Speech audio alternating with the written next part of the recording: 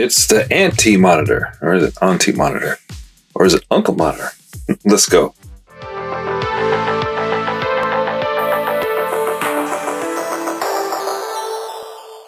Geeks was poppin'.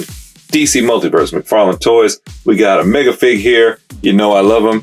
The anti-monitor. Let's keep it moving.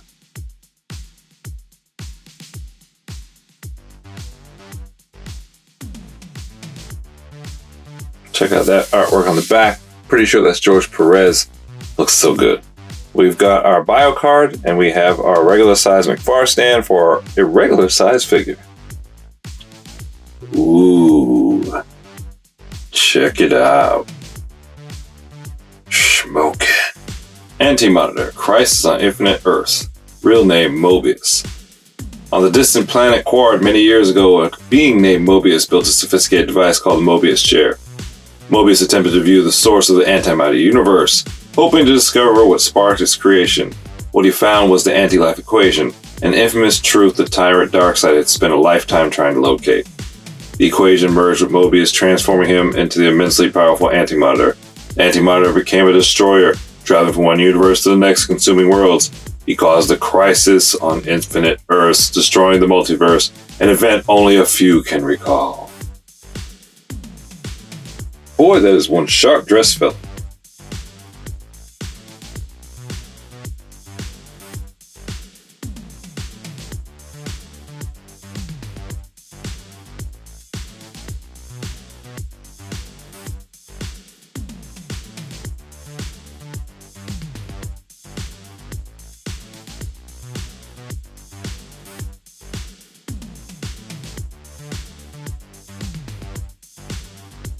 Alright, so this is an absolutely gorgeous action figure. The blues and the yellows pop off really great. The teeth, the abyss in the mouth, the energy burst eyes, it just all looks so good.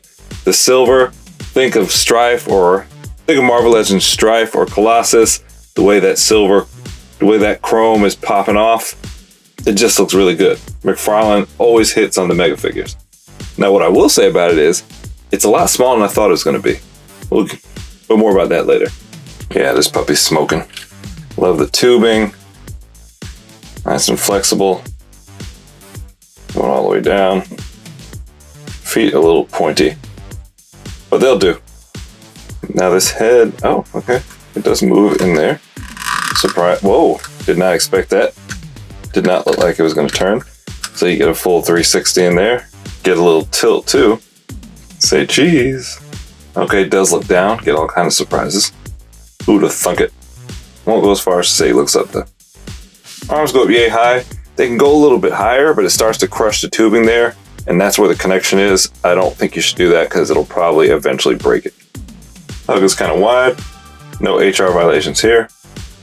Be careful. When I was doing wingspan, this arm popped off really easily.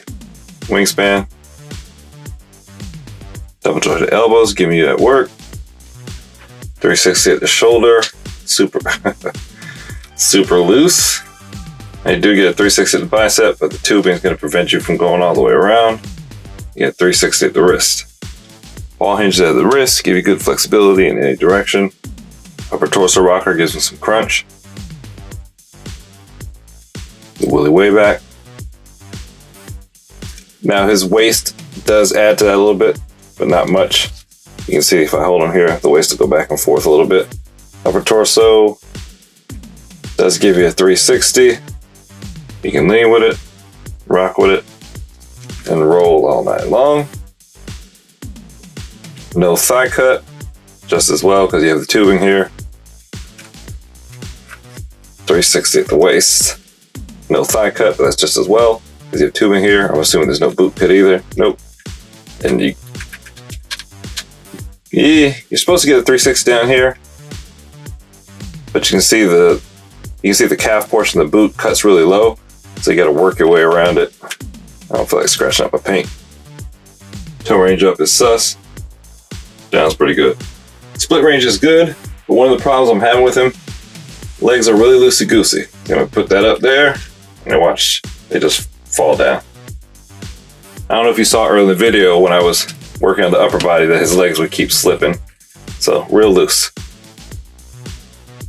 Band damage is excellent. Bend over is cool. Cool. And there's this kick. Why am I doing that? Double jointed pin knees give you really good range for a biggin. Just under 9 inches. And herein lies my one major complaint. What's happening here? Why do we have a nearly foot tall Swamp Thing, but a 9-inch anti-monitor? So here's my take. McFarlane does Kickstarters for Spawn all the time. Basically, their mini version of HasLab. I think the DC Multiverse collectors would fully support a Kickstarter for a bigger figure.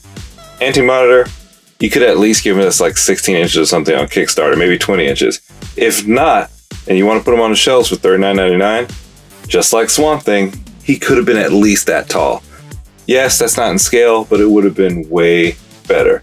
There's no reason to have a Swamp Thing on your shelf at 7-inch scale that's bigger than Anti-Monitor. It just doesn't make any sense. Everything else about him I love. He looks great. Beautiful figure.